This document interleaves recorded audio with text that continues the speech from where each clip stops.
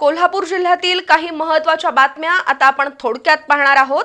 त्यासाठी आता पाहूया संक्षिप्त बातम्या अर्थात फास्ट न्यूज। कोल्हापुरातील राजेंद्रनगर इथल्या सतीश खोडवे यांची कागल 5 स्टार एमआयडीसी 4000 चौरस फुटाची जागा आहे। तिथं उभारलेलं शेड फुलेवाडीतील कुमार वरद पाटील यांनी भाड्यानं घेतलं। त्यासाठी 22 नोव्हेंबर 2024 रोजी खोडवे यांना 50,000, त्यानंतर 26 नोव्हेंबरला 1.5 लाख आणि 12 डिसेंबरला 1 लाख रुपये दिले। या शेडमध्ये आवश्यक सुविधांची पूर्तता खोडवेनं करायची होती, पण खोडवेनं ते काम केलं नाही। त्यामुळे कुमार पाटील यांनी पुन्हा 40,000 रुपये खर्च केले, पण तरीही ही शेड खोडवेनं परस्पर दुसऱ्याला भाड्यानं देण्याचा प्रयत्न केला। त्यामुळे कुमार पाटील यांना खोडवे यांच्या विरोधात राजारामपुरी पोलिसात तक्रार दिली। त्यानुसार राजारामपुरी पोलिसांनी खोडवेला अटक केली।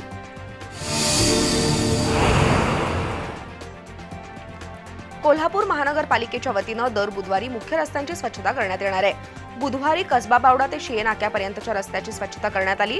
या मोहिमेत रस्त्यासह फुटपाथ आणि दुभाजकाची स्वच्छता झाली। या स्वच्छता मोहिमेत सर्व विभागीय आरोग्य निरीक्षक, सहाय्यक आरोग्य निरीक्षक, मुकादम यांच्यासह 100 सफाई कर्मचाऱ्यांचा सहभाग होता।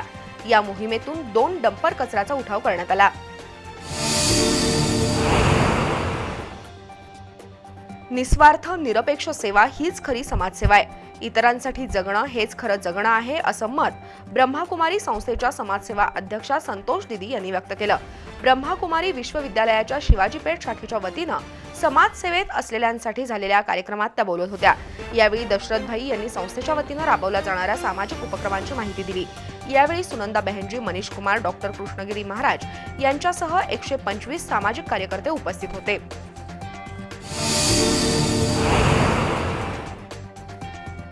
कोल्हापुरातील राजेंद्रनगर इथल्या संजय साजणीकर यांच्या घराला बुधवारी दुपारी शॉर्ट सर्किटनं आग लागली।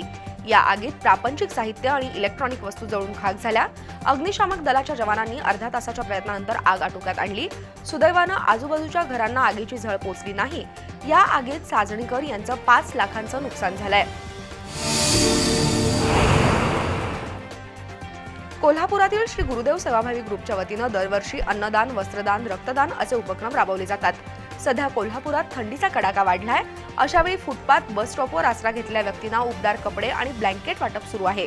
गेल्या 2 दिवसांपासून श्री गुरुदेव सेवाभावी ग्रुपचे अध्यक्ष पियुष तेजवानी, रोहित तेजवानी, कैलास स्वामी, तुषार तुपे, करण धामणकर, निखिल ओहोळ, जयाजी घोरपडे, तृष्णा तुपे यांनी ब्लँकेट वाटप केलं। रेल्वे स्टेशन, मध्यवर्ती बस स्थानक, संभाजीनगर एसटी स्टँड आणि फुटपाथवर थंडीनं कुडकुडणाऱ्या फिरस्त्यांना उबदार कपडे आणि ब्लँकेट्स देण्यात आली। पुढील 4 महिने हा उपक्रम राबवला जाणार आहे। ब्लॅक पॅन्थर पक्षाच्या वतीनं निवासी उपजिल्हाधिकारी गजानन गुरव यांना निवेदन देण्यात आलं। त्यातून विधानसभा आणि लोकसभा मतदारसंघाच्या आरक्षणावर आक्षेप घेण्यात आलाय। देश स्वतंत्र झाल्यापासून काही मतदारसंघ कायमस्वरूपी राखीव राहिलेत। त्या मतदारसंघातील मोजक्याच गावांची अदलाबदल झाली। मतदारसंघाचं नाव बदललं, पण बहुसंख्य मतदार तेच राहिले। जे मतदारसंघ आजपर्यंत राखीव राहिले त्या मतदारसंघात राहणाऱ्या इतर समाजातील कार्यकर्त्यांना निवडणूक उमेदवारीपासून वंचित राहावं लागलं, तर खुल्या गटातून मागासवर्गीयांची ताकद लागत नाही। त्यामुळे आरक्षित नसलेल्या मतदारसंघातील मागासवर्गीयांना लोकसभा आणि विधानसभेत प्रतिनिधित्व मिळालेलं नाही। सर्व समाज घटकांना निवडणूक लढवण्याची संधी मिळावी, यासाठी विधानसभा आणि लोकसभा मतदारसंघांचं आरक्षण फिरतं ठेवावं, अशी मागणी सुभाष देसाई यांनी केली आहे। समतावादी महासंघाच्या वतीनं जिल्हाधिकारी कार्यालयासमोर बेमुदत ठिय्या आंदोलन सुरू आहे।